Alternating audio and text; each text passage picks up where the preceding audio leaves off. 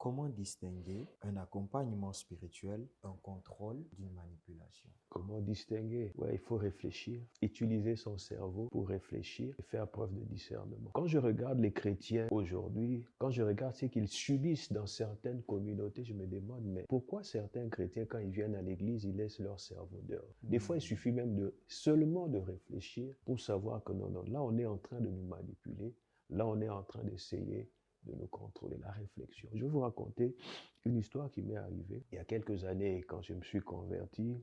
J'étais encore jeune au pays. Ma mère m'avait acheté un pantalon jean. Très joli, elle avait acheté ça, c'était très très cher et elle aimait me voir dans ce pantalon. Et quand elle voulait que je l'accompagne quelque part, quand je m'habille, elle me dit non, mets ce pantalon-là. Quand je partais à l'église, les gens appréciaient ce pantalon. Et la personne qui m'encadrait avait aussi aimé ce pantalon. On avait pratiquement la même taille. Et il m'a dit de lui offrir ça. Je lui ai dit non, je ne peux pas t'offrir ça parce que bon, c'est le cadeau de ma mère.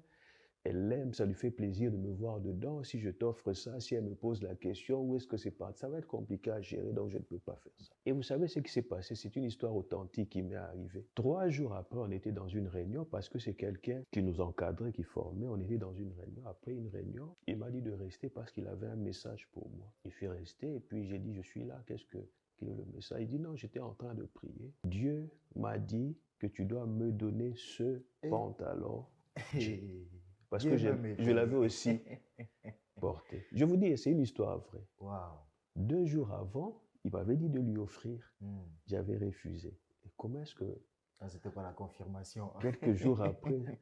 En fait, il suffisait de faire preuve d'un peu de réflexion et du discernement pour savoir que Dieu n'était même pas au courant de cette affaire. Donc, c'est le conseil ou bien la recommandation que je peux faire pour savoir si est-ce qu'on est toujours dans un accompagnement spirituel ou bien là, c'est un esprit de contrôle et de manipulation. Réfléchissez, discernez. La Bible dit, n'ajoutez pas foi à tout esprit, mais éprouvez les esprits. Il faut faire preuve de discernement.